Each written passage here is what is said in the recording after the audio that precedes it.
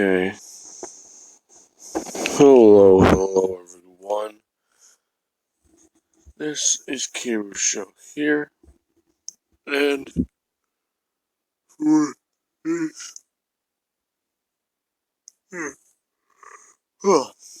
okay, for this part, I'm going to be going over the USJ events and what is happening during them. Now then, crap, I always do that when I record. Anyways,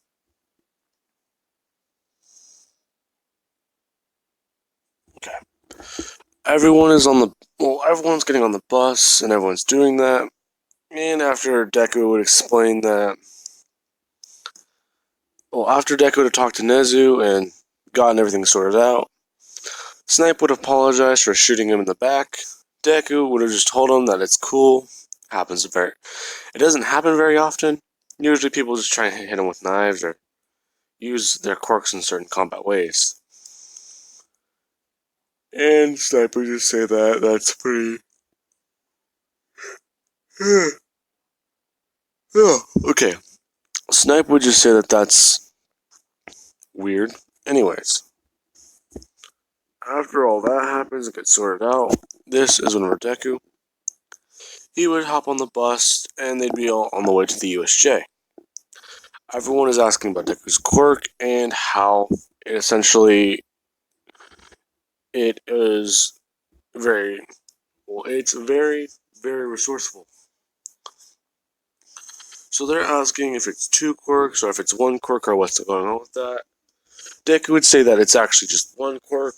It's very weird. He's only ever really known how to use one part of it, but in the last year he's actually found out about the other part. So he would explain that he's only really been using half of an enhancement quirk, not the full thing. Basically, kind of like Daredevil, but not really. He can see, he can hear. It enhances his reflexes and his body. They'd be asking if that's about it, and he would just say yes, but he can only enhance his body to a point where it would eventually start straining his muscles, and it has broken his arm once. But he doesn't think that would happen anytime soon. 10 minutes later. Anyways. Now then. This is where they would walk in to the USJ. 13. 13 would have... Oh jeez, I need to turn my fan back on. 13 would have given the explanation to everyone that a hero's quirk can be used for good, villain's quirks can be used for evil. A villain's quirk can be used for good, while a hero's quirk can also be used for evil. It doesn't matter on the person, it doesn't matter on the quirk, it matters on the person wielding the quirk. Now, Shigaraki and a lot of the other villains will pop up, and this is whenever Deku, along with Toga, they would see this. They would start talking to Aizawa, and she would immediately ask Aizawa if he's gonna need backup or he's gonna need help. He's saying yes, and she would actually pull out a syringe and she would put a clean needle on. Because let's say that she has disposable needles she can put on these things so that she's not just stabbing everyone with the same syringe. Now then. She would put one on and she'd ask Aizawa if he can give her some of her blood so she can copy his cancellation quirk. He would agree to this and actually do it. He would stick the needle into his arm, getting a bit of blood and immediately just pulling it out, handing it back to her. She would then throw away the needle and immediately just start checking the blood, turning into Aizawa and copying his quirk. After this, they would jump. Her, Deku, and Aizawa, along with some other students, would try and jump in, trying to actually fight the villains. Because Aizawa, knowing that someone can copy quirks, and the fact that they're copying his quirk, which can cancel quirks, is actually really, really nice to know. So he doesn't feel as outnumbered. So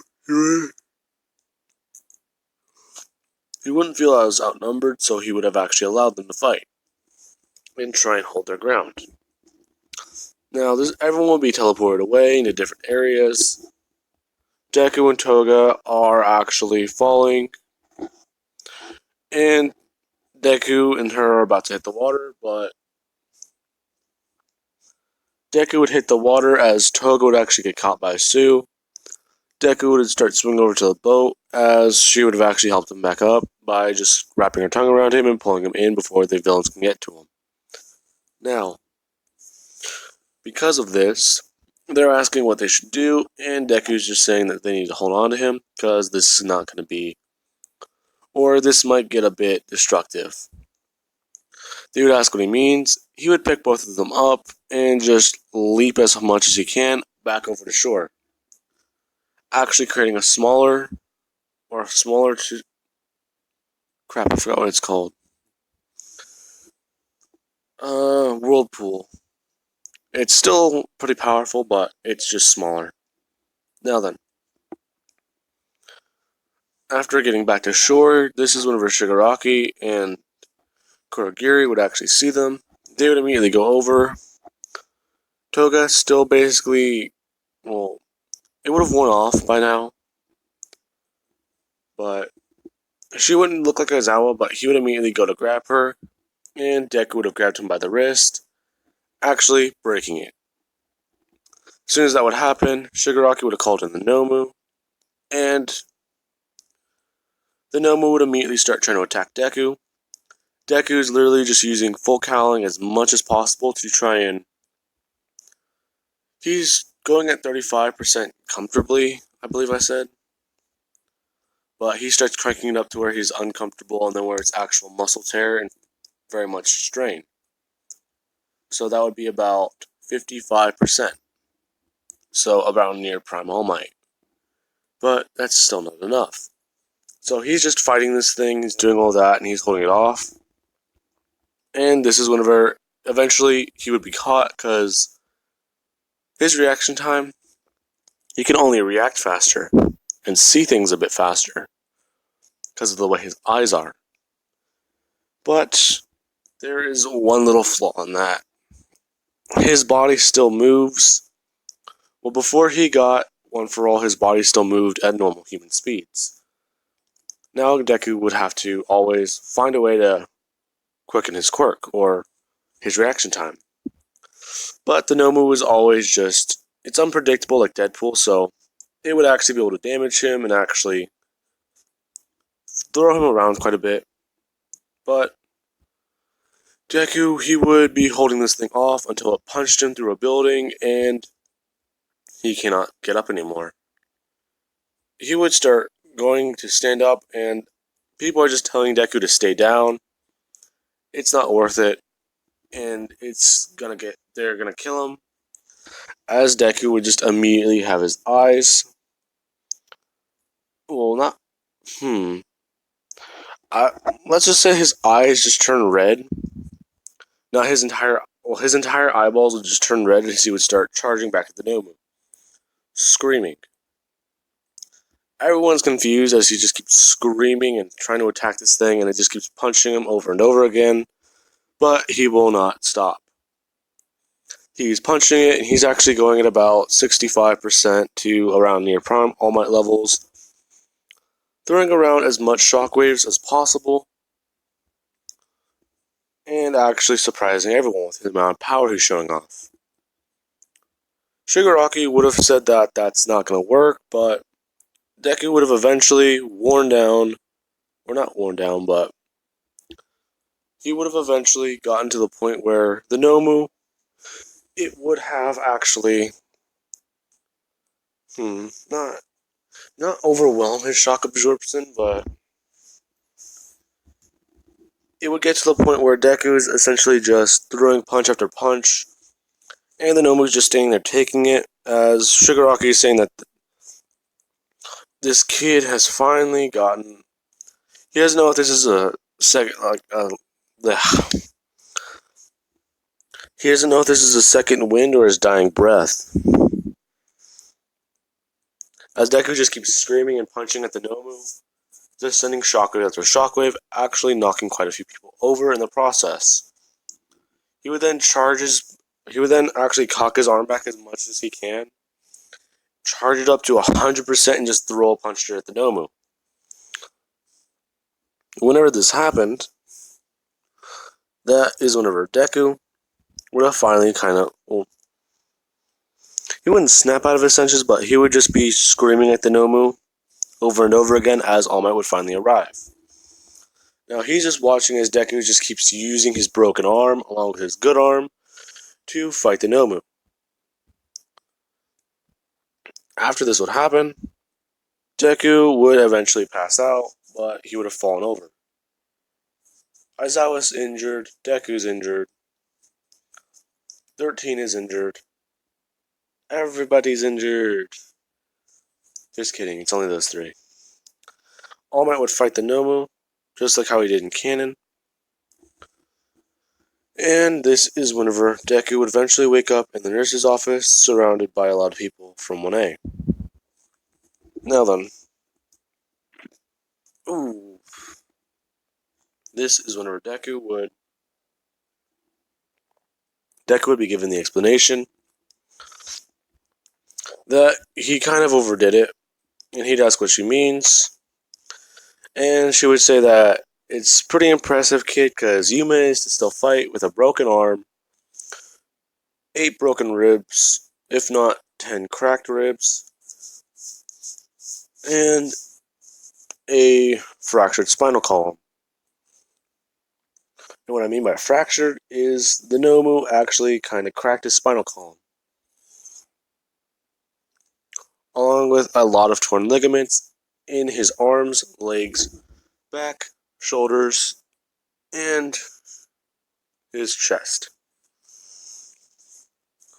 He's saying that he doesn't remember anything after, and then he would immediately ask what happened. Very frantic and really, really concerned. Recovery girl saying that it's fine, everyone's okay, but it's just that. And she would then open the door and everyone would come rushing in trying to talk to Deku, asking him more and more questions. And he would just say that he doesn't know what that power was. It's just, he just remembers everything turning red. Now, they would then say that it looks like he really is the Vigilante then. As Deku would meet up with Toga, and they would actually go back to Alderdawn City. Now, he would go there, and he would actually decide, instead of going to the races for one night, they would probably skip it and actually want to try out the fighting cages. Or at least the Thunderdome. Now, he would walk in, and people would see him.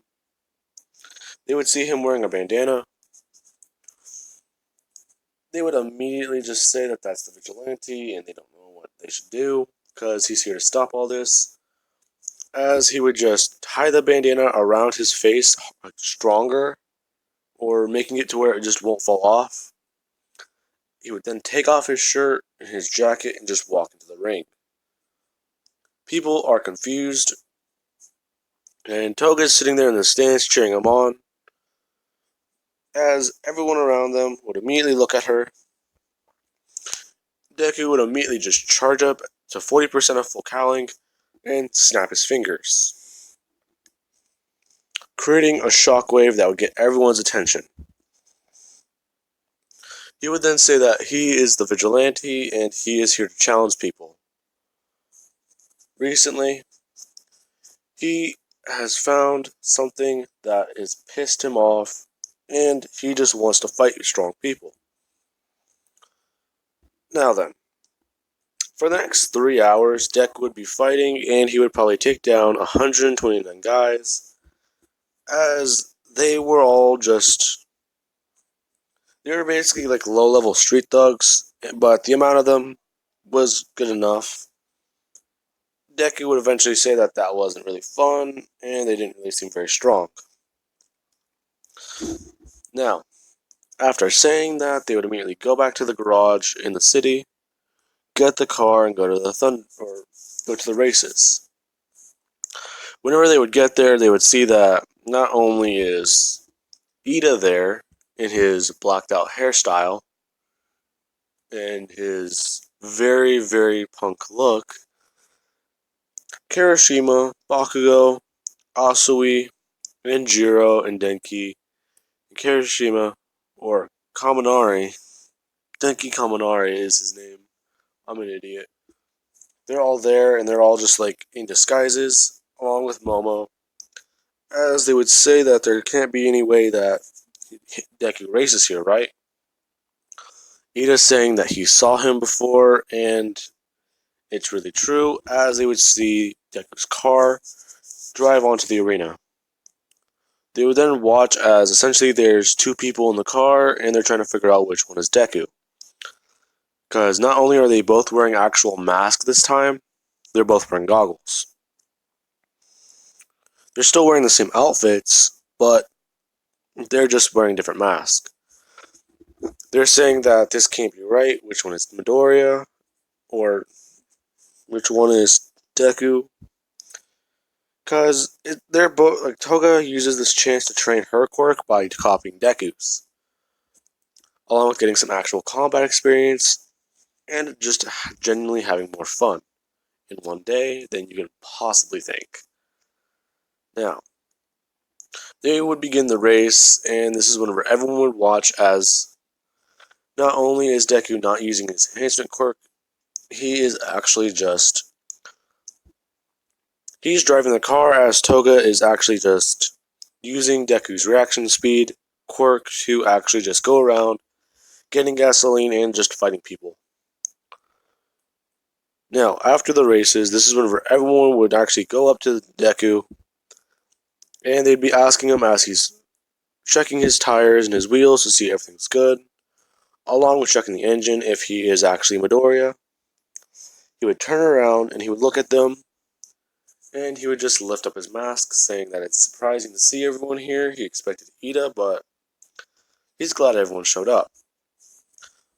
They would then be surprised, saying that this is what he's been doing. Bakugo is actually really confused, saying he didn't expect Midoriya to be here, of all places. So, wait, who's that guy then? Her quirk, well, she would turn off her quirk, because let's say can she actually willingly turn off her quirk? Let's say she can. She would immediately return back to Toga's form and lift up her own mask, saying that it's nice to see you guys, which would confuse everyone even more. Now, they're all talking about that.